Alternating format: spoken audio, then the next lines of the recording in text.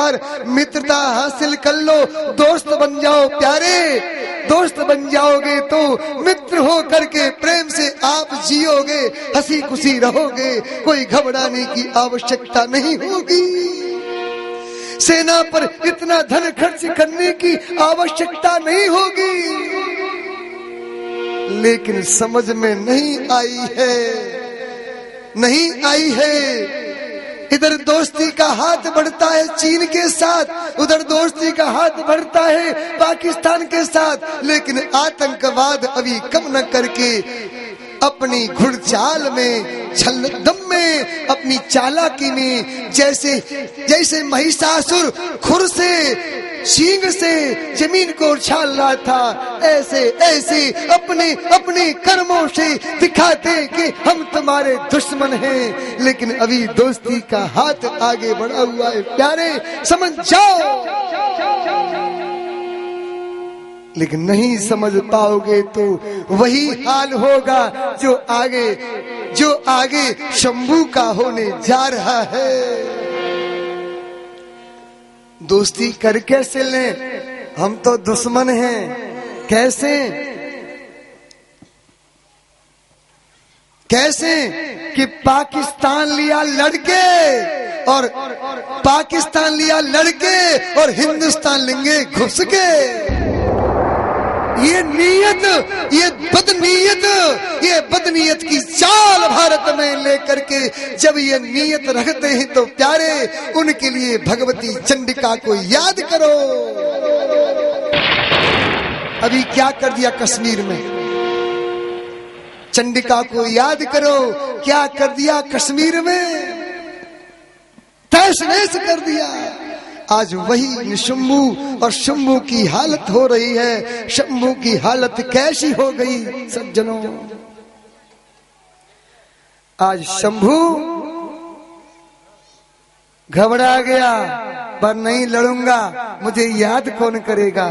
चल दिया भगवती के सामने अट्टहास करता हुआ। लेकिन सज्जनों, शंभू ने कहा,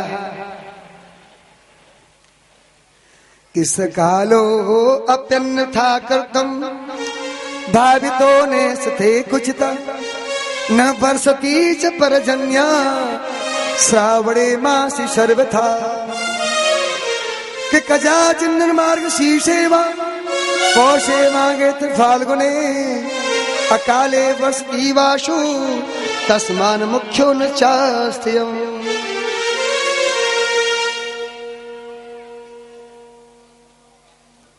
मेरे सैनिकों ने न दिन देखा न रात देखी, न अगहन देखा न फूस देखी, न माह की सर्दी देखी, न फूस की कड़कड़ाती ठंड देखी, न जेठ की दोपहरी आषाढ़ के महीने और न भादों की वर्षा को देखा, पर लड़ते रहे। पर अब मेरा संधि करने से काम नहीं चलेगा, मैं तो मैदान में ही अपनी वीर गति को प्राप्त होऊंगा। इसी नियत को लेकर देवी से क्रोध करने लगा। हे चंडिके, हे गौरी, यदि ते संग्रे तस्या कुरूपा भव भामिनी लंबोष्टि कुनखी कुरुराग ध्वंसा वर्ण बिलोचना। अरे भामिनी, तू भले ही कुरूप है, तू भले ही कुरूप है, भले ही तेने कितनों को मार दिया, कितनों को खा लिया, भले ही मेरों को मार दिया, पर मैं तुझे अब क्षमा करने आया हूँ। तू शांत होकर मेरे साथ चल और मेरी देवी बन जा, गृहिणी बन जा। देवी ने कहा, रे रे दुष्ट, रे रे दुष्ट, तेरी यह नीयत अभी भी नहीं गई। जैसे जैसे कैसी जाति है, जाति कैसी है, दैत्य जाति है। जाते भाई की जात न जाए और कुत्ता मुंहते टांग उठाए। ये एक गलत आदत है ना कुत्ते की।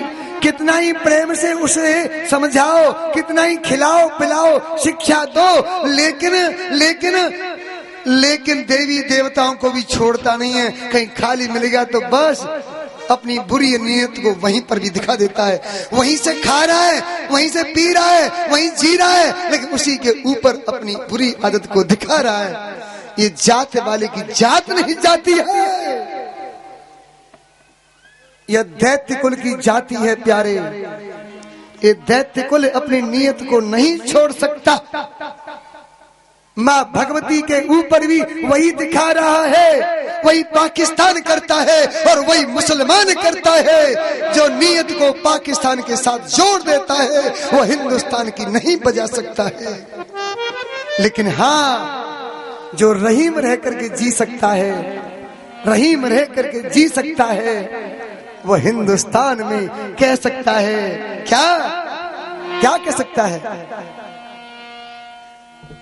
मानुष हो तो वही, क्या कहते हैं प्यारे सज्जनों? ये चेतावनी है, ये चेतावनी है निशुम्बू जैसे विचारों के पाकिस्तानियों को, निशुम्बू जैसे हिंदुस्तान में रहने वाले पाकिस्तानियों को। यदि चौमा में रह रहे हो तो सुन लेना कान खोलकर, और दूर तक आवाज जाए तो सुन लेना। अगर रहीम जैसे रह करके, बज में रह करके आपको माँ से प्रेम करना है तो प्यारे आपका जीवन सार्थक हो जाएगा। और कहीं निशुम्बू की तरह आपकी आदत मैया से हुई तो गड़बड़ हो जाएगी।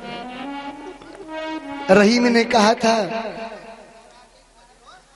मानस हो तो, आइए प्रेम से कैसे बोलेंगे, आपको आता है ना? उसने तो यहाँ तक कहा अगर पशु भी हो जाऊं, अगर पशु भी हो जाऊं तब भी मेरा बस नहीं है। चरो नित नंद की धेनु मझारी, अगर पक्षी भी हो जाऊं तो भी मेरा बस नहीं है। तो कालिंदी कूला कदम्ब की डारण, उन पर बिहार कर। और कहीं पत्थर हो जाऊं तो प्यारे फिर भी बस नहीं है। तो वही गिर को, कौन सा?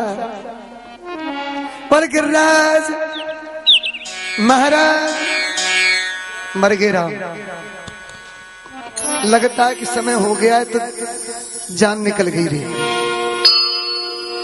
ठीक है भाई, समय हो गया है लग रहा है, इसलिए अब जयकार बंद हो गया, इशारा लग रहा है, इसलिए अब कथा को जल्दी स्टॉपेज पे ले जाएं। कहने का इशारा पर्याप्त है सज्जनों। शुंभ और निशुंभ इन दोनों के विचार खराब थे और अंत दुखत्वा शंभु ने, जो शुंभ है उसने देवी को चुनौती दी और मां भगवती का भयंकर युद्ध हुआ। उस युद्ध में हाहाकार मचने लगी, सैनिक भागने लगे।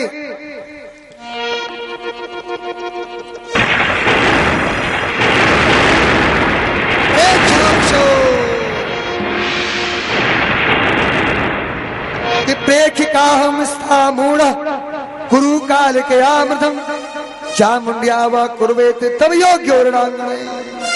अब तो कोई योग्य नहीं है, भागो भागो भागो, दौड़ने लगे, बचाओ बचाओ। मैया को क्रोध आ गया, सारे भाग जाएगो कहाँ।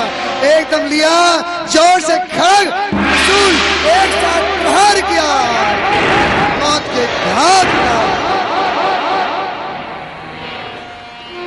शुंभ मारा गया। देवता जय जयकार करने लगे। सच्चे दरबार की जय, भगवती के प्यार की जय। अब इशारा हो चुका है, देवता फूलों की वर्षा करने लगे। माँ भगवती से नाना प्रकार के गुणगान करते हुए माँ पराम्बा के लिए पुष्पों की वर्षा कर रहे हैं। बोलिए दुर्गा मैया की जय। सज्जनों, माँ की जय जयकार हो रही है। अनेक मंत्रों से, स्तोत्रों से आचार्यगण मंत्र बोल रहे हैं, देवता मंत्र बोल रहे हैं, और उस मंत्र से भगवती अभी प्रसन्न नहीं है, वह क्रोध करती जा रही है। तब तक तो जया और विजया दोनों देवियां बोली, देवी रक्त की धार दो, भूखी हैं देवी। ओ मैया री मैया, इतनी लड़ाई भई तो भूखी रह गई, तो का खाओगी? तो का मोइया खाओगी? अरे मैया हम तो भूखी हैं, इतनी लड़ाई लड़ी है, भूख लग रही है, खाना दो, भोजन दो। मैया बोली थोड़ी देर इंतजार करो, देवता आपको कुछ ही देर में भोजन देने वाले, नारियल चढ़ाएंगे, मिठाई चढ़ाएंगे, 56 भोग लगाएंगे, नैवेद्य लगाएंगे, कोई केला खिलाएगा, कोई आम खिलाएगा, कोई जूस पिलाएगा, कोई मौसमी का जूस पिलाएगा, तेरा सब भोग लगाएगा, चिंता क्यों करती है देवी? देवी ने कहा नहीं प्रिय, इतना इंतजार का समय नहीं है। मैया बोली एक काम करो, ध्यान से सुनना, मैं अभी स्नान कर लूं। मैया ने केस खोल लिए स्नान के लिए, लेकिन देवियां पीछे पड़ गईं। नहीं देवी, हमें तो भोजन दो, भूख लगी है, भूख लगी है, भूख लगी है, भूख।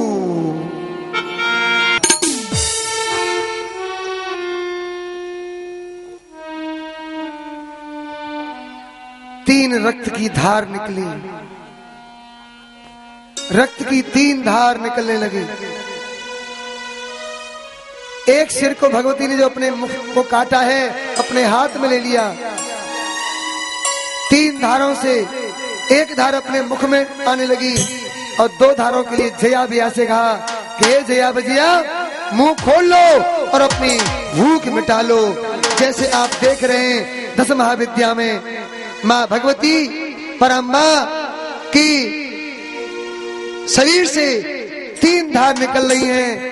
एक धार जया पान कर रही है और दूसरी धार विजया पान कर रही है। देवी का नाम पड़ गया छिन्न मस्तिका। बोलो छिन्न मस्तिका मैया की जय। ये माँ छिन्न मस्तिका, ध्यान दीजिए, ये परम्बा देवी जब क्रोध करती है तो अपने आप को भी नहीं छोड़ती है, अपने भक्तों के लिए समर्पण कर देती है। आज इन छिन्न मस्तिका मैया से, इन्हीं भगवती दुर्गा से, 10 महाविद्या से हम विनती करते हैं, हे माँ देवी आप आनंद करो भक्तों के हृदय में। जैसे सुमेधा ऋषि के आश्रम में राया सुरथ और वैश्य के लिए आपने आनंद की अनुभूति दिलाई, हे माँ आप भक्तों का कल्याण करो। मेरा आपकी कृपा से जय हो, बोल सच्चे दरबार की जय। मैया के प्यार की जय। इस कैसेट के माध्यम से इस चरित्र को श्रवण करेंगे आप, जब मन आए तब देख सकेंगे। भगत जी महाराज की इच्छा थी कि कभी हम सुन सकें, देख सकें और मैया का चरित्र यहाँ से गुणगान होता रहे, ऐसी कृपा माँ की हो जाए। तो वह कृपा माँ की हो रही है। इस चरित्र के माध्यम से जो विस्तार से आपको नहीं मिल पाया होगा, भले ही सूक्ष्म मिला, आप श्रवण करें, क्योंकि असहायोद्य निर्गत्यम गहनम वनमास्ता चिंतमास मेधावी को गंतम भयापना। जो असहाय की चिंता को दूर करता है वही व्यक्ति परोपकारी होता है। आज माता अपने दरबार में असहायों की चिंताओं को दूर करने के लिए आई है, और इसलिए ये भी कह सकते हैं कि दरबार में माता रानी के सब कष्ट मिटाए जाते हैं और दुनिया के सताए लोग यहाँ सीने से लगाए जाते हैं। है कि नहीं ये बात है? दोनों ही बात है। मेरा आपकी बात सब काम हो रहा है, ये बात सही है। इस भजन को तो गाएंगे, लेकिन यहाँ पर माँ की कृपा से देवताओं का दुख दूर हुआ है। एक बार कहो सच्चे दरबार की जय। कौन कौन के दुख दूर हुए हैं? पथवारी मैया के द्वारा जिन जिन के दुख दूर हुए हो, माँ की सरकार के द्वारा, भगवती के द्वारा, वे उठाए हाथ। और भैया इनके उठाए हाथ ये कह रहे हैं कि हमारे दुख दूर हुए। जो हाथ उठा रहे हैं वो बता रहे हैं कि माँ की कृपा से हमारे दुख दूर हुए हैं। और दुख दूर करने वाली संकट हरनी है माँ पथवारी, संकट हरनी है माँ मैया हमारी। एक बार कहिए पथवारी मैया की। दरबार में माता रानी के दुख दर्द मिटाए जाते हैं।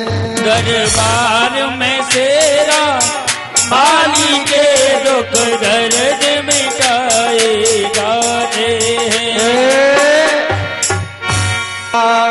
जय हो के दुख दर्द मिटाए जाते हैं। दरबार में शेरा माली के दुख दर्द मिटाए जाते हैं। दरबार में शेरा माली के दुख दर्द मिटाए जाते हैं। दरबार में शेरा वाली के दुख दर्द मिटाए जाते हैं।